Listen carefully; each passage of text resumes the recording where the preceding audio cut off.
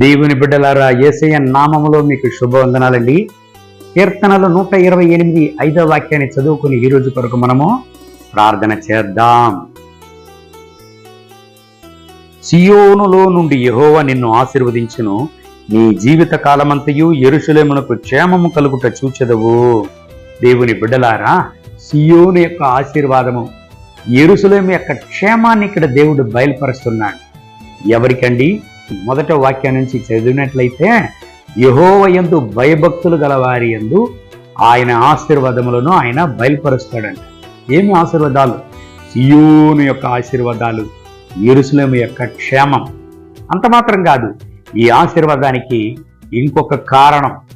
దేవుని బిడ్డలారా, భర్తను గురించి ఇక్కడ మాట్లాడుతున్నాడు, భార్యను గురించి మాట్లాడుతున్నాడు, బిడ్డలను గురించి మాట్లాడుతున్నాడు.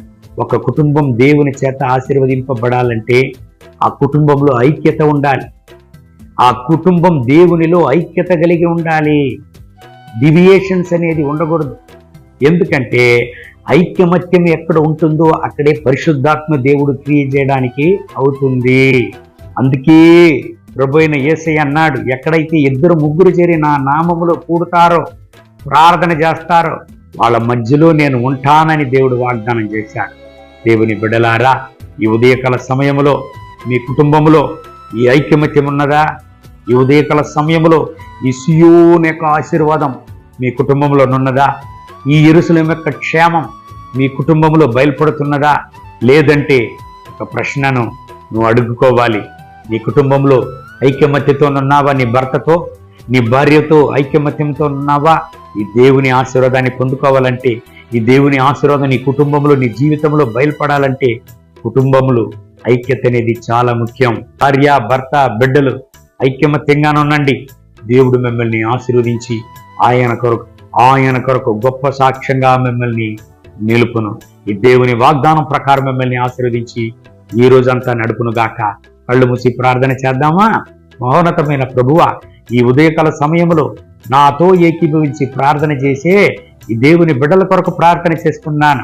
వీళ్ళని ఆశీర్వదించండి, దీవించండి, మీ రక్తపోటలో దాచుకోండి. మీ యొక్క సియోను యొక్క ఆశీర్వాదం, యెరూషలేము యొక్క క్షేమం వీళ్ళ జీవితంలో బయలుపడని నా రాజా, అనేక మందికి ముందు మాదిరిగా ఈ బిడ్డల్ని కూడా నుంచండి, సాక్ష్యంగా నిలపండి, గొప్పగా మీ సన్నిధిలో వాడుకోండి.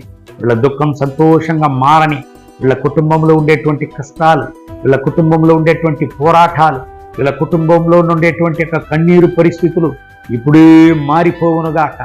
మీ మహోన్నతమైన ప్రసన్నతతో మీ బిడ్డలను కూడా నింపి నడపండి, సహాయం చేయండి, దీవించండి, ఆశీర్వదించండి. మహిమ, ఘనత, స్తుతి మీకే. యేసయ్య నామములో వేడుకుంటున్నాం మా ప్రియ పరలోకపు తండ్రి. ఆమేన్, ఆమేన్. May God bless you. Have a blessed day.